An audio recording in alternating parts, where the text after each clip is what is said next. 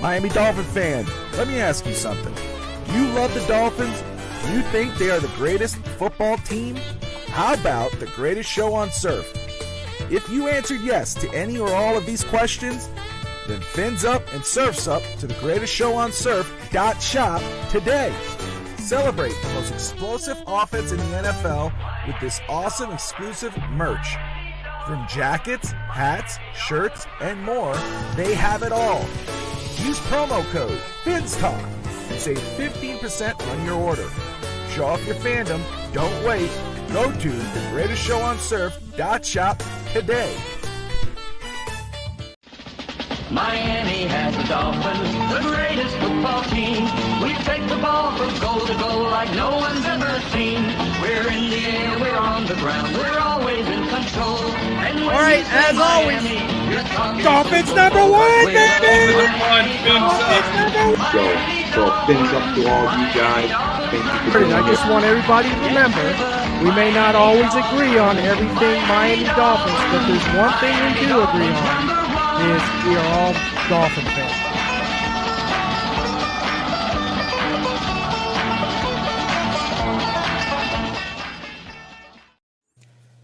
Good evening, ladies and gentlemen. Welcome to the show tonight. Tonight we have a special guest, Barry Cunningham. And of course, joining me as always tonight is my partner in crime, Rob Mosley, a.k.a. Dolphin Thirsty. How you gentlemen do tonight? I'll start with you, Rob.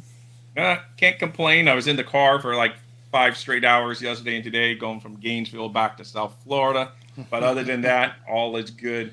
So, and I got lucky on traffic and rain this trip. Normally I get stuck in horrible, but I nailed it both way up and back. So can't complain. Right. Hold on one second. I'm on live, hon. Sounds good. Sounds good. Barry, how you doing, brother? How you doing tonight? Very good. This is my relaxed time. I've been editing since about 8 o'clock this morning, so this is a good break. All right, good, man. Hey, and I want to thank you for joining us tonight again. I appreciate you, man. I know you're a busy guy, and I also want to thank everybody in the chat tonight that's joining us. Appreciate you all. We couldn't do this show without you. And don't forget, guys, hit that like button. It's free. Share if you're new to the channel, if you're new to the channel, go ahead and subscribe, and then you can share with your friends, your families, and your neighbors. So I appreciate it. So we're going to be a little informal here tonight, Barry. What I'd like to do is just kind of talk to you about the state of the Miami Dolphins. Yeah. So we're going to start with let's start with the presser. I know that was last week, and I know some of us Dolphin fans have short memories.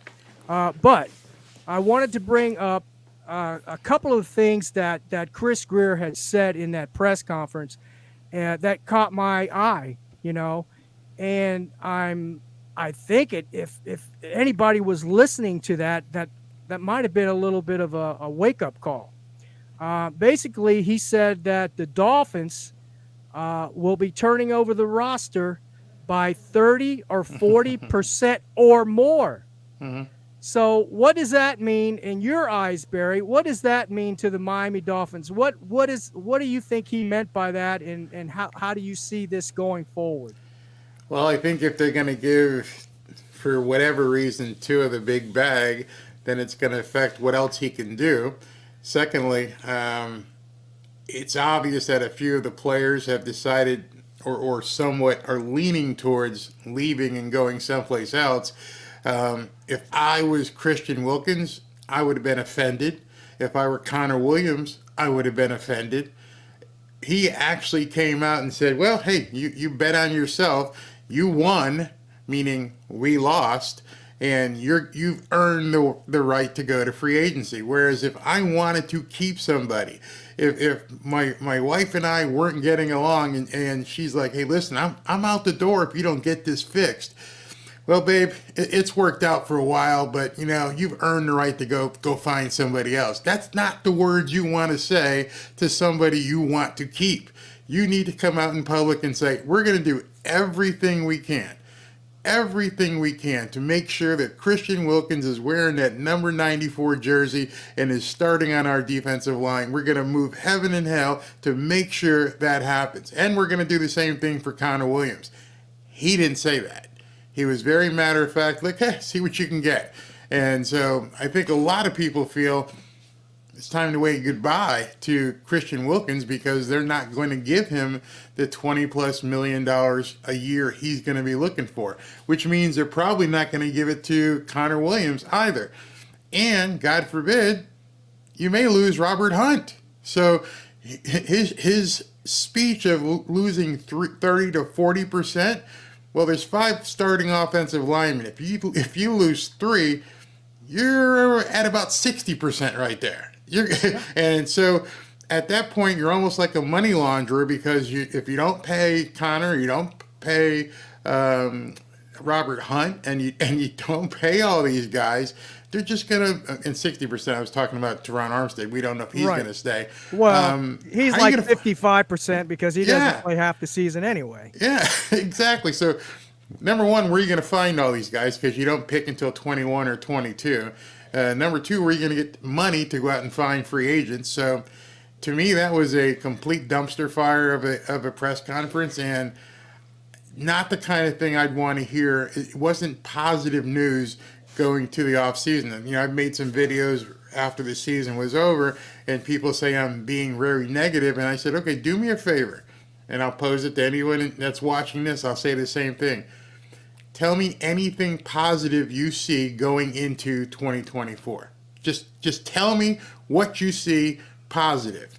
Because when you see all these free agents, and you also know that Chubb and Jalen Phillips probably won't be back for, 4 to 6 games? Because they're not going to be ready to go at the beginning of the season. At least. Yeah, you don't know what AVG status is. There's lots of question marks, but I don't see a lot of positive. You're going into the offseason losing 3 games in a row. Where's the positive? And I don't want to hear about stats. Those stats those are light years away at this point. So that's my stance on what Greer said. Yeah, I totally agree, Barry. It was definitely shocking when he said that. I was like, what? 30 or 40% or more? Yeah. I mean, that's crazy. Rob, what did you see? Did you see the presser, and what was your take on that? Of course. I mean, I watched every single one of Nick Daniels' pressers this year. So of course I saw that one. But as far as the overall, if you looked at over the cap, it's almost normal that's the roster turnover year for year. That's the average in the NFL. But it's the key players that worry me that you're going to, because, some of those numbers, your bottom of the line roster players like a Keon Crossen or whatever is going to be gone, and you can save $2 billion or whatever it is. But yeah, of course it's scary. But I did, when you told me that was going to be the topic today, I looked it up, and that's every year. It's like 50%. 50 normally is around 56% turnover from year to year, and then it goes down to only like 35% return after 2 years. So it's crazy that but yes, the key players are the ones that you got to keep in house, and and hopefully that's a Wilkins. Connor Williams is shaky because if you give him the big bucks, when's he going to be able to come back this season? You don't know if he's a day one Brady, and you need a center. That's, to me, what's one of the biggest. Chris Greer, McDaniel, coaching staff, scouting staff, whoever you want to blame. To me, not having a guy that even took a snap in the NFL as a backup plan if something happened to Connor Williams, and lo and behold, it did. Eichenberg had never played center in youth ball, and that was your backup plan in the NFL at center if something happened to Connor Williams. To me, that's just bad roster planning. And I'm not knocking Eichenberg. Is he great? No. He's played every position. He's filled in, done the job that he's been asked to do. But at the end of the day, you can't have your backup plan. Can you imagine that your backup plan at quarterback is some guy that's never played quarterback before, So it's just like, why are you going to have any position that doesn't have at least some backup that's at least snapped the ball at some level in his career? Well, and you remember the beginning of the year, he laughed at everybody. Yeah, exactly. You guys are more worried about the offensive line than we are. Yeah. Dude, are you serious? Exactly. I was going to bring that point up. In fact, Barry, when you were on the show last year with us before the season, that's what we were talking about, was the offensive line. Yeah. Right? Because they had to protect their gold mine. Well, they did protect their gold mine. They did. They protected him a lot this year. But anyway, I wanted to get to the to these free agents that we mentioned, right? We're going to be losing some folks. Some we could, they're just a body. But there's a lot of them here that aren't just a body. Mm-hmm. For instance, we've already mentioned Connor Williams. Mm-hmm. All right, we've got Cedric Wilson. We've got Christian Wilkins. We've got Braxton Berrios. We've got Andrew Van Ginkel, Isaiah Wynn, Robert Hunt, as we mentioned, Nick Needham, Deshaun Elliott, Chase Claypool, Eli Apple, Savon Ahmed, Raekwon Davis, Kendall Lamb, Tyler Croft. We hadn't seen him all year, but anyway. Jake Bailey, we can afford to get rid of him. Brandon Jones, Robbie Chosen, River Craycraft, Deshaun Hand, Robert Jones. So that's about 21 right there. So that's about 40%. Yeah, wow. Right? And so, also, we don't know what's going to happen to Xavier Howard because you saw his quote. They seems like somebody has already approached him to take less money, and he put that out in public. Right. I ain't taking less money. I ain't going to do it. Exactly. Right, so, and we still don't know about Teron Armstead for sure. Right. Last year he played more. The last year before this year, right. He played more games than he did this year. Right. Now, is he going to play less next year? Because he had more injuries this year than he did the previous year. So, his body is breaking down. Yeah, absolutely. It's breaking down. And so when we're talking about, and Omar Kelly put out a good, it's definitely more now, but Omar Kelly put something up here about the cap, right? Actually, Miami's now, I think they're $52 million. Yeah, this morning when I checked, it was like 52, 53. Yeah, that's the future contracts that they added recently and all of that stuff. Yeah. And so that means that 65 to Miami needs to clear. They need to clear about 65 to 80 million before March 11th. Right around the corner. Well, see, the problem I have with that is there's a lot of people out there who talk about how you can manipulate the cap if you extend this guy, if you move this guy and do that. And again, as I mentioned earlier when I mentioned about, Christian Wilkins and my wife, I'm going to go back to your household finances as well. All you're doing is moving money from one credit card to the other, and and it's never getting to a position where, that you have the surplus to actually put a team together. And obviously where the NFL is going, and you can actually see it with some of the teams out there, is some of the GMs have realized you got to make your draft picks work, because those first 3 or 4 years with these guys is where you can actually do something and save some money. And then some people are even saying you should draft a quarterback every couple of years. That way you already have somebody in the wings. Yeah, absolutely. Greer won't do any of that stuff. Green Bay Packers. Yeah. Yeah. They just sat him there. They just waited till Rodgers was gone and like, boom, okay, we got him. I know they went from Brett Favre to Aaron Rodgers, and now they already looks like they're moving on to their next guy. So, we're going to see if he ends up being good. It's a short sample size, but at least they had a plan in place before, all of that, Steve. I didn't know if you had another thought, but I just had to No, guys, just hop in there anytime you want to. Like I said, this is informal tonight, but something Barry touched on, when this whole new rebuild, whatever, blow down, whatever you want to say, when they fired Gase, Ross came out and said, well, Adam wants to win now, basically hinting the Dolphins didn't want to win now, so we're not keeping Adam around because he wants to win now, and we're going to build a team, basically saying tank without thinking that we're going to have sustainable winning, meaning we're going to not just throw money at people for a change, and we're going to do draft picks.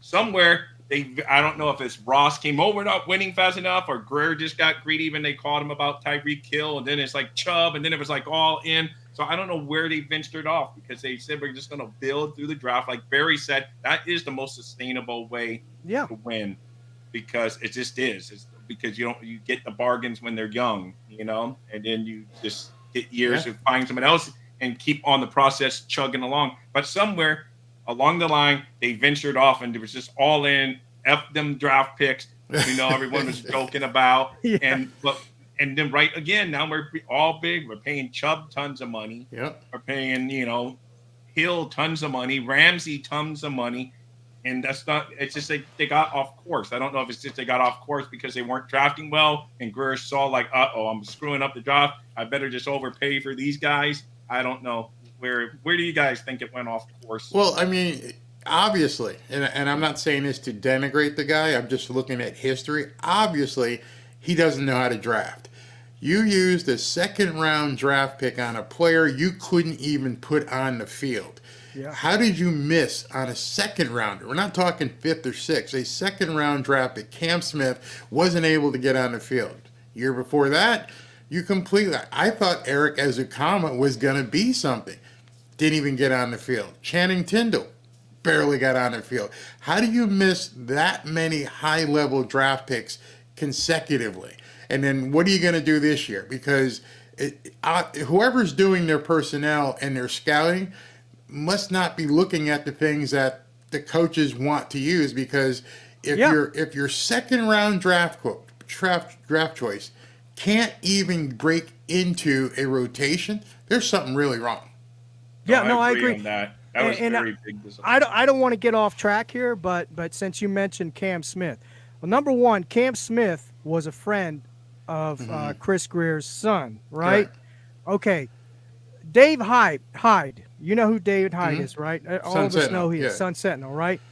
He asked Vic Fangio the question about draft picks and picking players and all that kind of stuff. Do you know that Vic Fangio had no clue of any of these additions, and he doesn't even get an opportunity like those 3 players that we got from Walmart? he didn't even have the opportunity to work those players out, or any of the players that they draft or they pick up. He doesn't have an opportunity to work them out. So the bottom line is Chris Greer is the guy that's been making all these decisions, okay? Because the coaches have no say-so whatsoever. Absolutely crazy. Absolutely crazy. That's how do you run an organization like that? And how do you pay a guy $4 million plus who's known to be a defensive guru? So you thought enough to pay him the money. You thought enough to bring him in, but you don't think enough to consult him on draft picks? That there's something just doesn't make sense there. Of course you want to consult the guy who's constructing the defense. Hey, what do we need here in the second round? Well, Fangio was not secretive. He was not shy in saying, I don't have the players. No, he must have said that over and over and over again. So if you don't have the players, who do you need? What do you need? What kind of player do you need? And why did they do that with the second-round draft choice? I mean, if you wanted to sign Cam Smith, he probably would have been available in the 5th or 6th round. I mean, it wasn't like people were going to beat down his door. So what did you see in Cam Smith that said, we need to elevate him to the second round? I don't know if you guys did it, but I did the draft live, and everyone that was on my screen was, who is this guy? Yeah, we did do the draft live. Yeah, and nobody knew who the hell he was, and there were a lot of good players on the board still, a lot. Hell, Washington, the tight end, was on the board. That's who I wanted. Yeah, Darnell Washington. Yeah, Darnell Washington. And a lot of us, exactly, Barry, a lot of us, I think you were on the show too, Rob, during the draft. We had a lot of on the crew from the Fins Talk Sports Network, and we're like, huh? What? Who? Are you kidding me? We couldn't believe it. Could not believe it. And then he doesn't even get on the field, for Christ's sake. Then you saw, okay, he has potential. He could be good. And, maybe they know something we don't know. But then he never even got on the field. So obviously something didn't fit our system or something. But see, what you just said is really indicative. You don't waste a second-round draft pick on someone who you're hoping has the potential. Right. With the second-round draft pick, this kid's a stud. He's going to be playing some way, shape, or form. We're going to be able to cycle him into the rotation. right away. Not, hey, listen, we're going to use our second round draft pick on this guy who's going to, maybe be available year 2, year 3. It doesn't make any sense. Yeah, exactly. I mean, now I got to get him kudos on A-Chain. A-Chain turned out to be a good pickup. But you are you going to say that? What? That A-Chan was a good pickup? Well, I was gonna say there's a caveat to that. Okay. And that is he's injuries. There you go. So That's where I was going. Look, Barry, I was here in Houston when they had the practices here and during the off season. I was here. I'm in Houston, so I was able to go watch them practice. In fact, I got to meet TD over there at the thing. But anyway, I got a picture with A-Chan. I thought I was small. I'm 5'8". I'm 5'8", 195. The kid was smaller than I am. Yeah. Yeah. And when I looked at him, I was like, oh boy. I don't know about this kid. But anyway, he's a good runner. I mean, he's fast and he can break tackles. But the thing is, people talk, well, Josh Allen, man, he's not going to last in this league. He's not going, piling through people and all. Yeah, but Josh Allen is 6'5", 240 pounds, and you're worried about him? No. This kid tries to do the same thing as Josh Allen. How long you think he's going to last in the league? And Josh Allen doesn't have to run. And he doesn't have to run. He kid does. That's his job. Your job. You got one job. Run. Yeah, exactly. So, anyway, I like the kid though. I do. I really do, and I hope that he does stay healthy, and I think he can be a productive running back. Now, he's not going to be a bell cow, maybe 10, 12, 12 carries a game or something like that. I can see that. And speaking of running backs, what do you think Mostert is going to demand this year?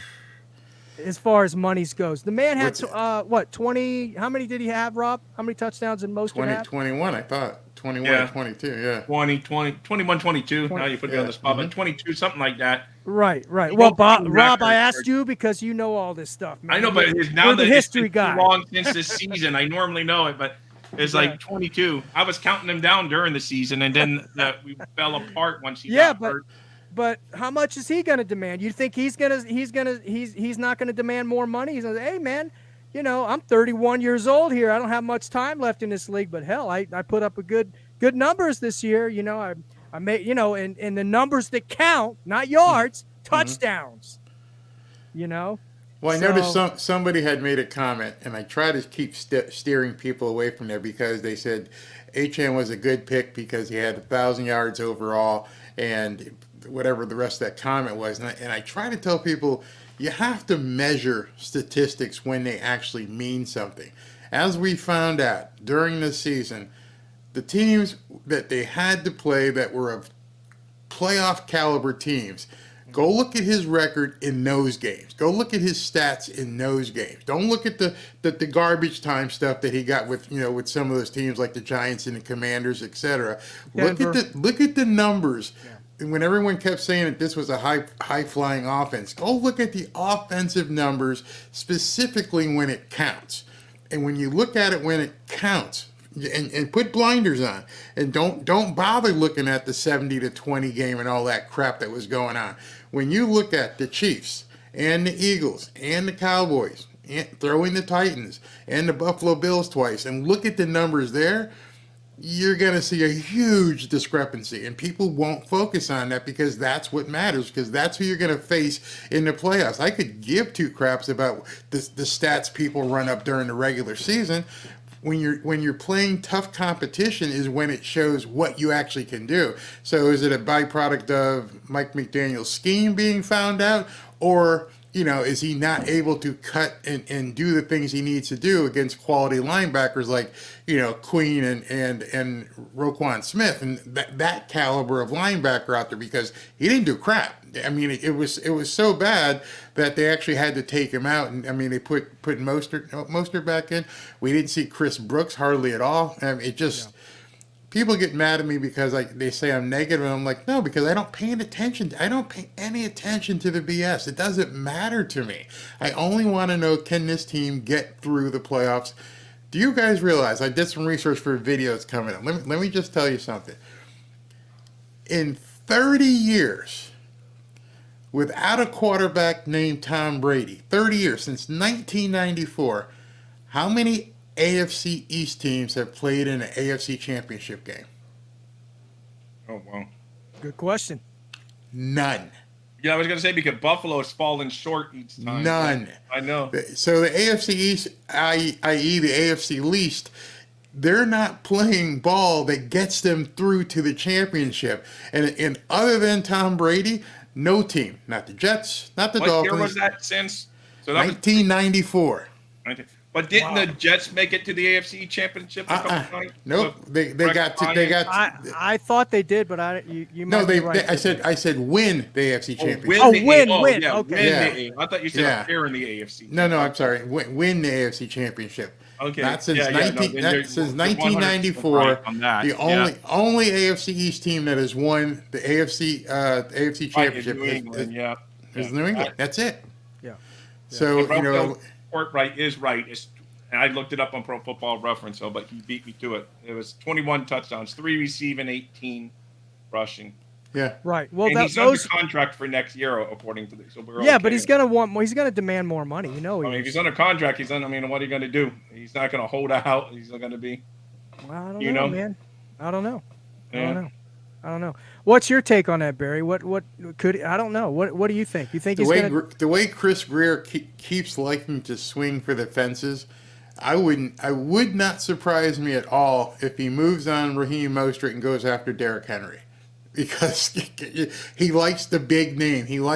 And I saw that Omar tweet that he put out, and I just put my head down. I'm like, so you're telling me, because we need offensive line, we need more playmakers. So unless we have an all-star team, we can't win. That's what you're saying. You're saying he needs more playmakers. He needs all this. So when I read that, and I'm like, okay, so you want to go get Derrick Henry. You want to go find some other playmakers. You want to get another tight end. You want to get all this stuff because you obviously feel that Tua can't drive this bus home unless it's an all-star team that he's running around with. See, in my estimation, I'm gonna speak some blasphemy to you tonight. You want some blasphemy? Dolphins blasphemy? Fine. Go ahead, man. Trade Tyreek. This is the perfect year to move off of Tyreek. Do you have any idea? Well, sure, you guys do. People watching, do you have any idea how many top flight, cheap wide receivers are coming out in this draft? It's a wide receiver heavy draft of tall, big, fast wide receivers. If you move off of Tyreek, who, outside of a whole bunch of yards, he's great. I think he's one of the best receivers in the game. Yes. But I think you can get a lot more value if you have someone like him as trade bait. Not Waddle, because Waddle gets hurt a lot, so he's not going to have the same cachet. Mm-hmm. But if you dared to trade Tyreek, because he's played 2 years, he's got 1 more year left.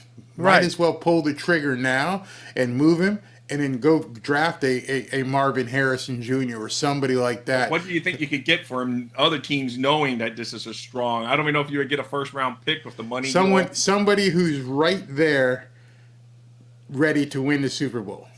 Right. Just somebody like that would probably say, give him to me. And of course, you don't want to trade him within the AFC East, but Stephon Diggs may be moving out of Buffalo. Maybe. Yeah, he may be moving out of Buffalo, but you don't want to put him together with Josh Allen. That would be I don't even think Buffalo has the money for a Tyreek. Well, if they move Stephon Diggs and Von Miller, because he didn't do anything, and he's a big number too, and then you get Josh Allen to restructure his deal. I mean, Josh Allen alone carries most of their cap himself with his, I think it's like $47 million. Right. But I'm not saying trade Tyreek because he's not productive. I'm saying if I had a Rolex and I wanted to pawn it, I'm going to get a lot more for that than I am for a Braxton Berrios or Eric Ezekama. And then with that money, I can really get now an offensive line, and I can draft. I mean, I don't think the drop-off is going to be that much, is what I'm saying, based upon the offense and how he schemes. Right. How much are you going to lose by filling in a top-flight new receiver? You saw what Cincinnati did before Joe Burrow got hurt. Right. With T. Higgins and Lamar Chase. Well, Lamar Chase is probably cheap right now, and there's a whole bunch of them in the NFL draft coming up. Just my take on it. Well, let me ask you this: if we were to let's say something like that did occur, and we got the offensive line that everybody's been talking about and everything, including myself, is that going to make Tua any better? You going to put that on me, man? Yeah. To me, I almost think. You see what I got there? Tua stand, man. We're Tua stands over here, Barry. All right, so. Just kidding.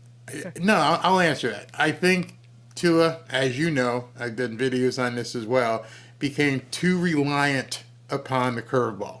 He had to throw that curve all the time, or fastball, whichever one you want to label it, and he became so accustomed to it. 30 to 40% of his targets were Tyreek. 30 to 40% of his yardage that he gained was Tyreek until Tyreek. I think it was actually more. I think it was more like 48. Yeah. So if you're a defensive coordinator, as we saw, and we saw what Kansas City did, if I know that you're going to be using Tyreek as your crutch, and that's the guy you want to keep going to, I'm going to force you not to be able to throw to Tyreek because you've leaned on him the entire year. We've seen all the film. We know what you're going to do. When you come with that zipsy doo-dah motion, we know what he's going to do. We know, Tua, you're going to take that 2.5-second drop and hit him or loft it for the wheel route or something. If I take him away from you, like Kansas City did, what do you got? So now if you're forcing Tua to say, listen, I have to use all the weapons at my disposal, and I have to learn how to not just be a one-read quarterback, but go through my progressions and actually make the throw. And a lot of people who said that it drives me nuts when people say that Tua only had 2.5 seconds to throw because the offensive line sucked. And I'm like, well, you're not watching the game. Tua didn't have 2.5 seconds to throw. Mike McDaniel designed an offense that predicated Tua throwing in 2.5 seconds. There's no reason why he couldn't do a 3 or 5 step drop, except for the fact that they knew if he takes a 3 or 5 step drop, by that time, who knows. So that 2.5 seconds was because Tua was taking, for the most part, and I know people get pissed off, he was taking that quick plant, picking who he was going to throw to, and letting it go. And don't want to get your audience all ticked off about the one read thing and everything else. It wasn't I think where a lot of people mislabeled it. It wasn't a misread. It was a predetermined read. Right. So it wasn't like he only had one read. No, this play calls for you to throw it to this person. Okay, and Mike McDaniel would make it easy for him. So Tyreek comes around, does that wheel route, I'm throwing it to him. And you saw that in the Kansas City game with Tyreek being double teamed, and he still threw it. It wasn't a one read. That was the read. Oh, he's going to throw it anyway. Yeah. He's going to throw it to that spot, and no matter if he's not there or not. Just like he threw to Chase Claypool, everybody said he ran a wrong route. Okay, he ran a wrong route. Why'd you throw it?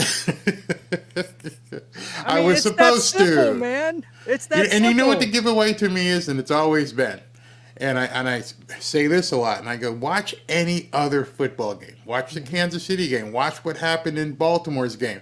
Watch what happened in the Buffalo's game. The quarterback goes off the field. What's the first thing they do? They go off to the sideline, and they're handed the tablet, and they look to see what the coverage was and what they're going to do. Right. Tua puts on the coat, sits back, and just waits for the whistle for him to go back in.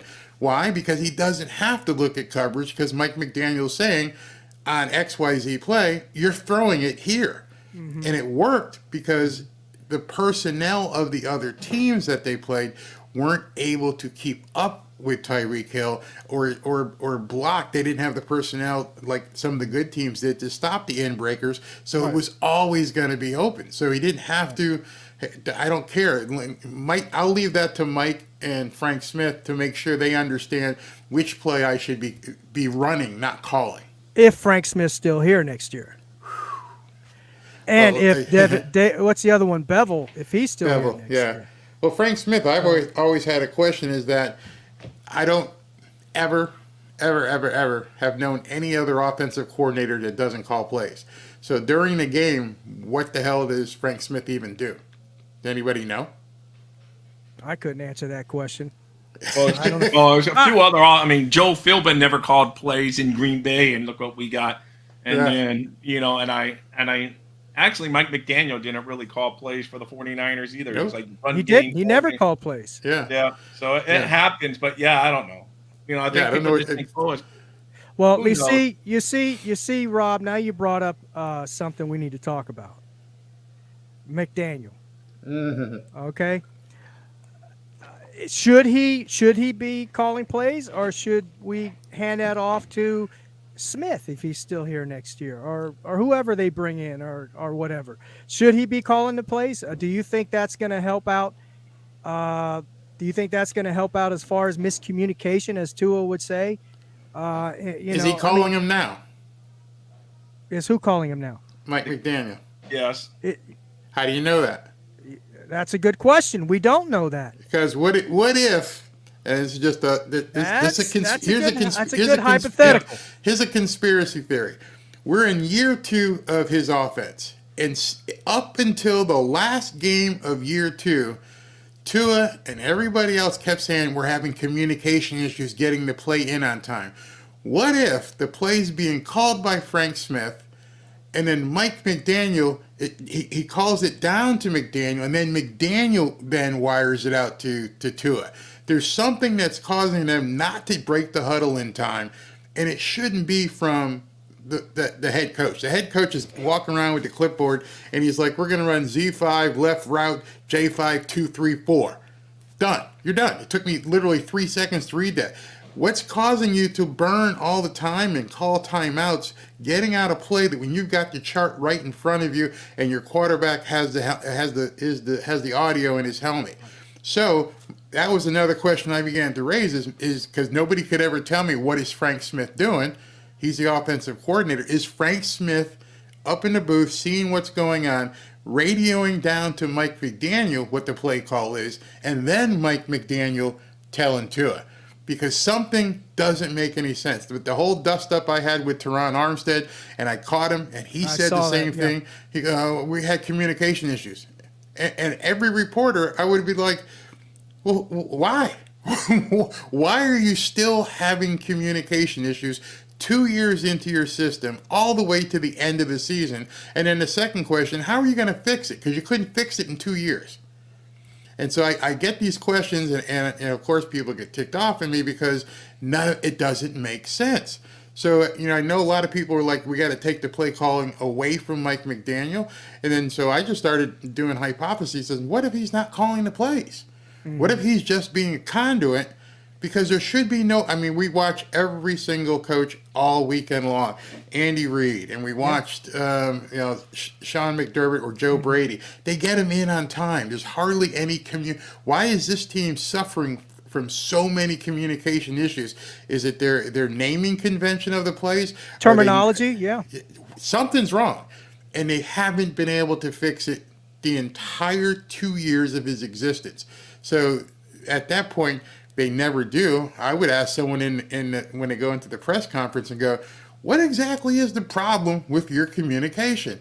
Yeah. Why are you not able to get it into Tua's headset within 15 seconds so he's got 20 seconds to go ahead and relay it and get up to the line of scrimmage? Why are you having so many of these issues? Because if you're having so many of these issues and you're the one calling them, then it's on you. Or you're protecting somebody else. I do think he's calling him, and I do actually think it's a strong suit. I think maybe we just don't have the quarterback. People don't want to talk about him. I just don't think Rob, man, you just poked the I just don't bee's think he can nest, execute a hornet's everything that nest. McDaniel would love. I think he limits the playbook somewhat on what he can do and what he can read and what. That's what I think. But do I know Tua's still my quarterback? Listen, I was rooting for the Dolphins when David Woodley and Don Strock were the combination. So I root for whoever, but I don't know. So to me, McDaniel is a good play caller. But wouldn't you have fixed it by now? I know, but I think maybe him being a play caller, he's got too much going on the field, and he's thinking. Sometimes he's thinking a play or two ahead, and So you need to so just what- concentrate what- on each play at a time, I guess. So what's the solution, Rob? We get a head coach and he can become the offensive coordinator. Oh yeah, that would never work. I just think he's. I don't know, man. I just say watch out for the Chargers if they really get Jim Harbaugh because he's good. I know they're messed up. Oh yeah. But they're going to be good, and we're going to see the real Herbert finally, brother. I'm not saying he's great or not, but we're going to finally get a better test of the real Justin Herbert with a real offensive-minded coach, someone that's worked winning teams before. So we're going to find out soon enough. And you're also going to find out a couple other things. You're also going to find out what Aaron Rodgers means to the Jets because Zach Wilson will be riding pine someplace else. And I don't think enough people are thinking the Patriots have the number 3 pick in the draft. If they hit on the right quarterback and they end up with a C.J. Stroud type guy, that's going to be a problem for the Dolphins as well. I mean, with the new coach, new system, I'm sure he's going to change his offense. And I bet you he changes his offense to coincide with whoever they draft. And, and sitting at number 3, there's going to be a couple guys, we don't know how they're going to work out. But just imagine if they bring in someone like a C.J. Stroud who assimilates very quickly. And now the Dolphins are going to have to face that kid twice a year. They're going to have to face Aaron Rodgers twice a year. And, of course, Josh Allen twice a year. Things can get hairy pretty quick. Right. You're 100% right. I hope things work out as a Dolphin fan before anyone gets mad. I just want it's been frustrating, man. It's been frustrating long time. When I got adult sons that haven't been alive since the Dolphins last won a playoff game. Not talking about a Super Bowl. I'm talking about one playoff game that you back into, get lucky, and win a playoff game. We haven't even had that.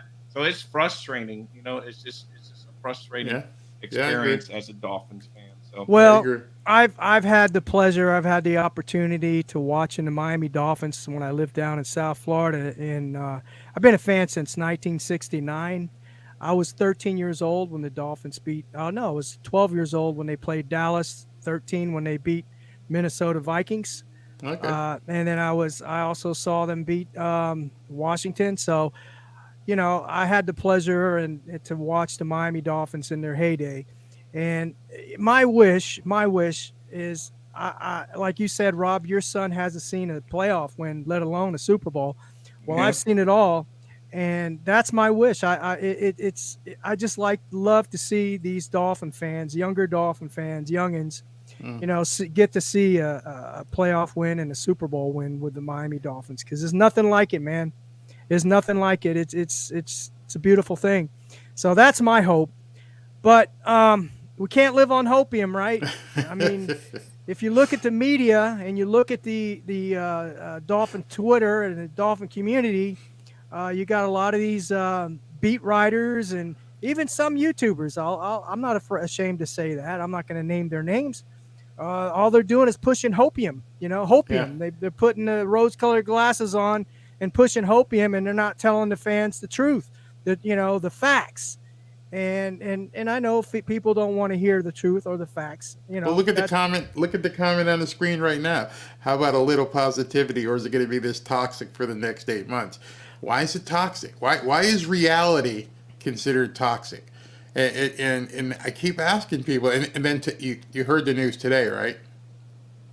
With Tyreek Hill. Oh yeah, I heard that. Yeah. And the fan base, like the guy who just made a comment, they're looking for positivity. He just got beat down and got tossed out of the playoffs, and you hear all this stuff about players looking to leave, and then you don't need any more negativity. And then the wide receiver, your top wide receiver, files for divorce and then calls out the Sun Sentinel and calls them a liar. When I guess he's not from South Florida, he doesn't realize people can pull up the actual filing. So and now you've called it. You never want to call the media liars. And he did that. And so now you're going to bring on even more negativity that people don't want to hear. And it like I said, it doesn't end. It just doesn't end. It doesn't end. It doesn't end, Barry. But I can tell you, and that's why I appreciate your show. I do watch your show, and there's others that I watch, and they bring the truth and reality. And a lot of folks don't want to hear that. Mm-hmm. And that's something that I'll never change. I'm never going to blow smoke up anybody's butt. Mm-hmm. I'm going to tell it like I call it, whether, maybe in my opinion, but it's my opinion. If it's whether it's wrong or right, I'm still going to call it the way I see it.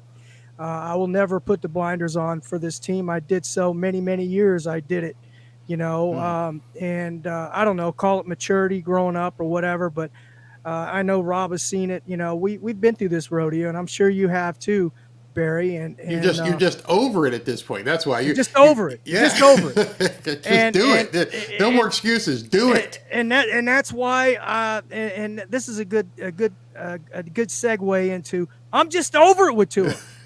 I'm freaking over it. I really am, Barry. I'm sick and tired of it, man. I'm sick and tired of him throwing the stats up. I'm sick and tired of, like he's the greatest since sliced bread. And I'd like to talk about him a little bit because, and you brought up a good point.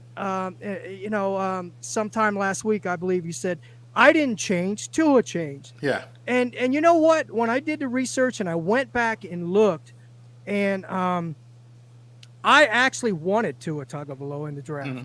I was calling for him. Yeah. So I was never, I was all high on him. But then when I did the research and I looked at some of those tangibles that you brought up on mm-hmm. Tua Tagovailoa mm-hmm. and why the Miami Dolphins particularly might have drafted him, was one of the first things that was on there, one of the first good attributes of Tua Tagovailoa mm-hmm. was on there.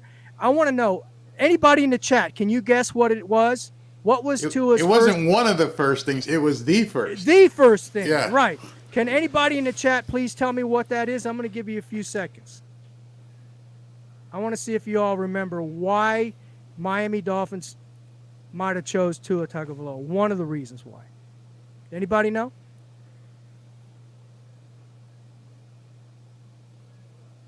I don't see anybody. Okay, I'll just tell you. His mobility. His mobility. And I want to talk a little bit about that because this year, I checked back, this year he did run some. He's about 35 times, and he's averaged that around 35 times throughout his career. But there's one problem. He's not running like he used to. Mm-hmm. And I understand that we want him to slide and all that kind of stuff, which most quarterbacks, that's what they should do to so they wouldn't get beat up or anything like that. But I have a problem when he doesn't even do a quarterback sneak, Barry. Nope. Rob. I said that. Not even 3rd and inches, 3rd and 1. Nope. Can't stick his head in there. And that's what I mean by, are the Miami Dolphins protecting him? Are they protecting him, or is he at a point now where he has PTSD or something of that because of his concussions that he had or something like that? But there's something weird about this guy, man. He's not the same Tua that I remember last year even his first 2 years in the league. I don't know if you remember, there was a time where he'd run the ball and he'd plow into people. I actually put that in my video. And okay. I actually said, do you see this guy playing now? Nope, you don't see this guy playing right now. And to answer your question, you're saying, are the Dolphins protecting him, or does he have PTSD? The answer to that question, either way, is extremely concerning. Because if McDaniel knows something and says, hey, listen, we don't want to risk him because he's concussion prone, then you're not telling the truth about him being concussion prone, because everybody said, oh, he's fine, it's not going to happen, unless something freakish happens, he's ready to go. It's not something that carries over. And if Tua has, as you mentioned, some form of concussion PTSD, then you're not being honest there. So why would you pay a guy $45 to $50 million a year that you're not sure about? Never mind what people like me or you think about Tua, and we say, hey, listen, something's not right. If you're not sure about it, if you have to put a bubble around him and cocoon him, why would you pay for that? Yeah. No, and that's a good point. And Rob, what do you think? What's your take on this? Do you think that the Miami Dolphins are going to pay him the money that we're thinking a lot of folks are projecting on Twitter? Oh, we got to pay him his money. His 45, his 50, or do you think Chris Greer is going to do the smart thing and just let him play out his option? I can't even tell you what I think they're going to do. I have no clue what they're going to do. What they should do, I should tell you, I would have him play out on the 5th year, give him that one more, and give him that one more chance and see. The problem with Tua is I think he's good, but is he good enough? Great enough, and there's a difference. And if he just outright totally sucked, he came out here and he was like that guy, whatever the Raiders picked, that Russell dude that was really awesome. It was a bomb. Brian Leaf, all these guys have been automatic, but he's somewhere in between. He's not a hit, but he's not a total miss. Like, oh my God, he's the worst thing they've ever done. So that's where they're kind of in purgatory, so to speak.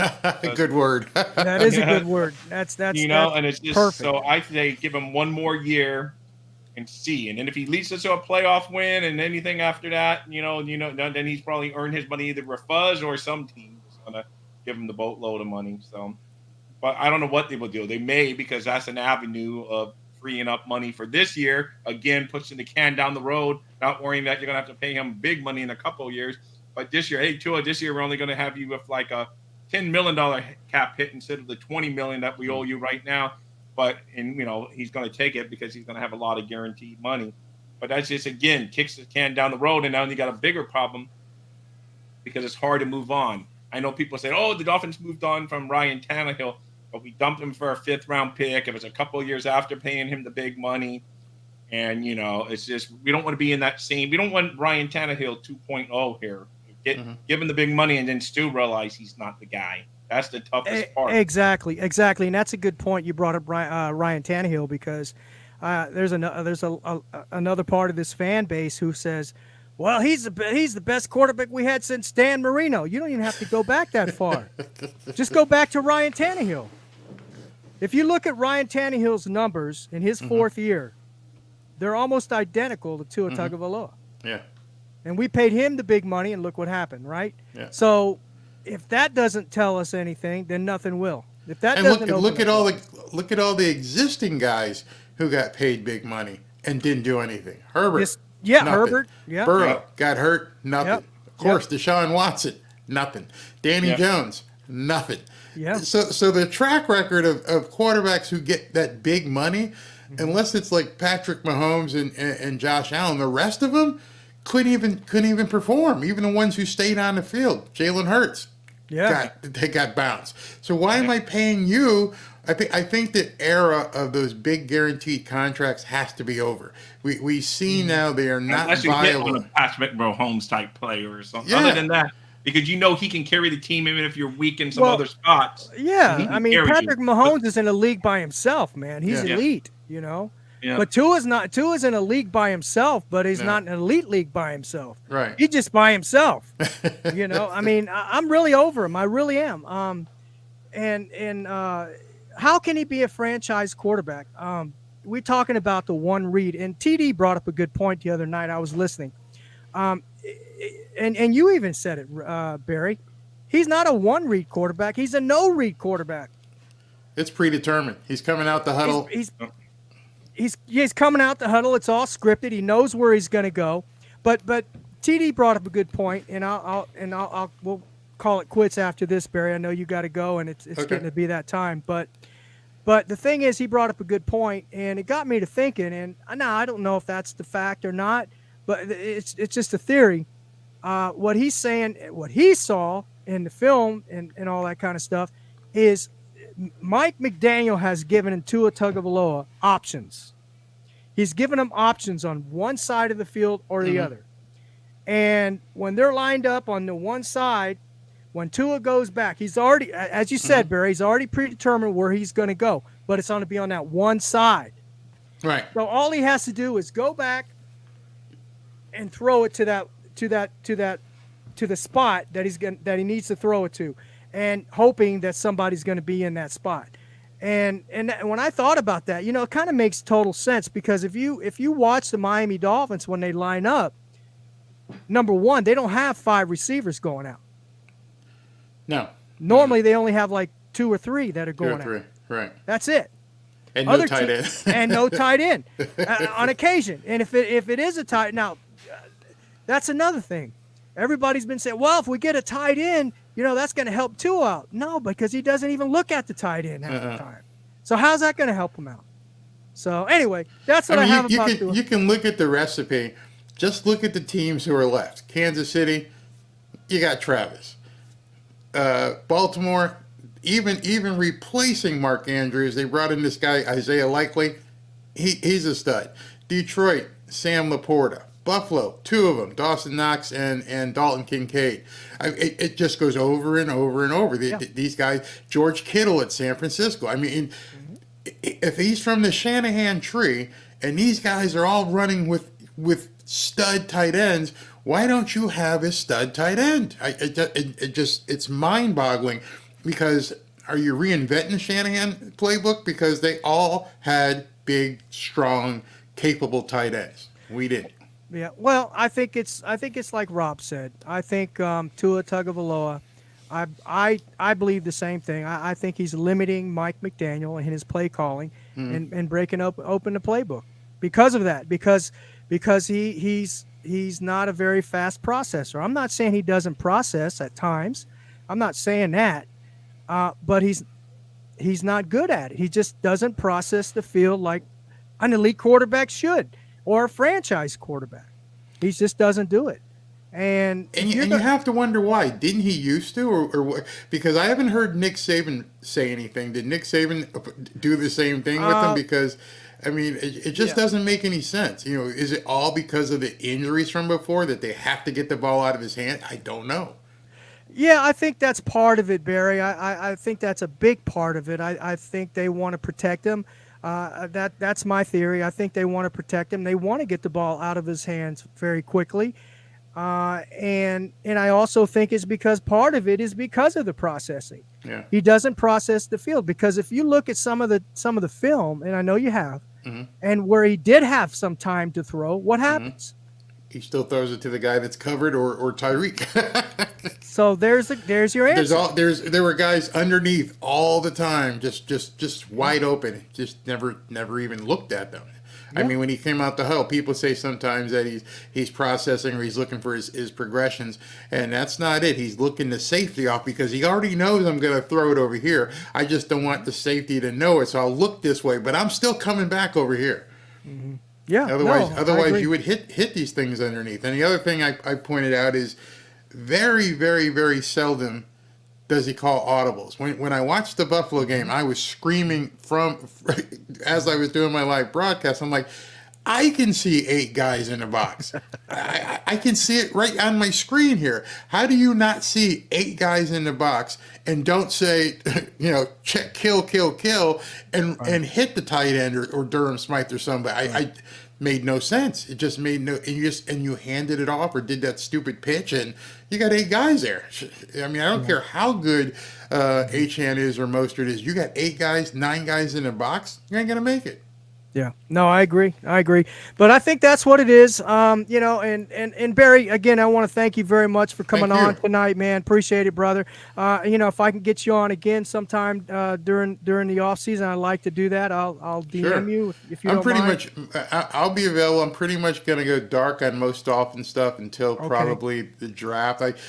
Some of these guys will go out there and they'll try to force content, and there's just really nothing to talk about until we see what happens with the salary cap, when we see who gets signed or re-signed and who else gets picked up, and then we get into the draft in April. And I don't want to force content that's just not there.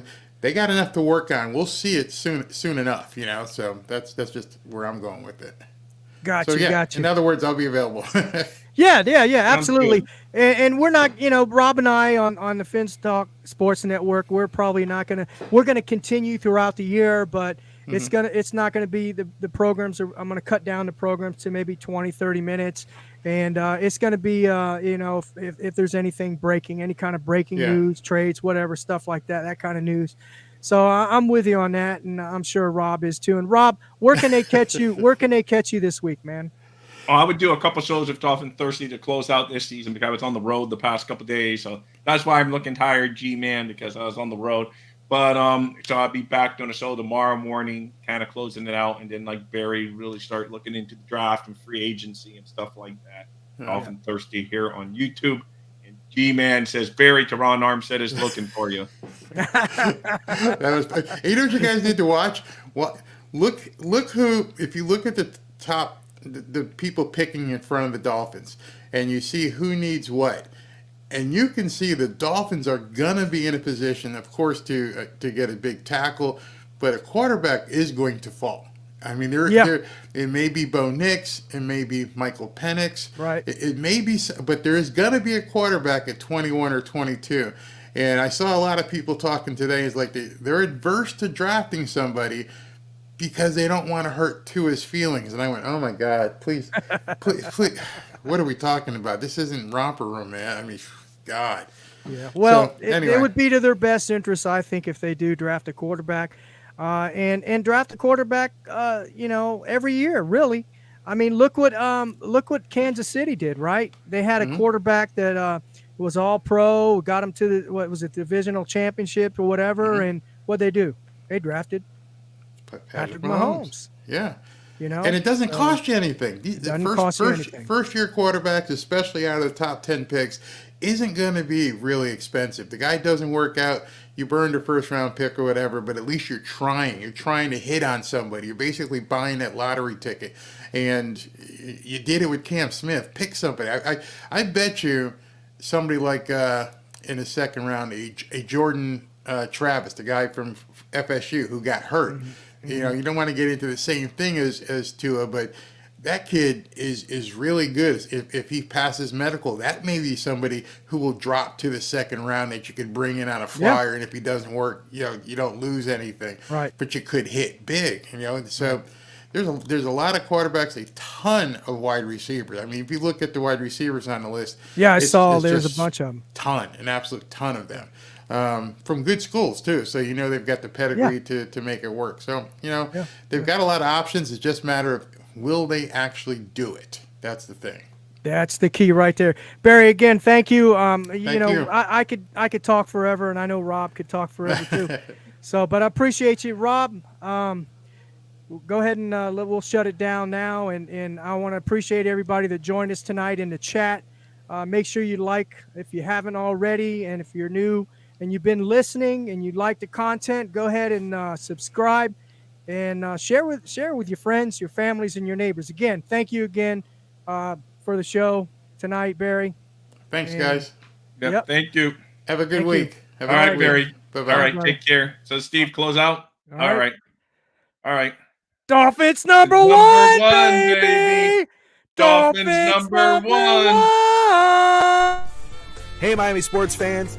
Stop by Canesware today at 2655 South University Drive in Davie, Florida, and check out their awesome merchandise selection of your favorite South Florida sports teams.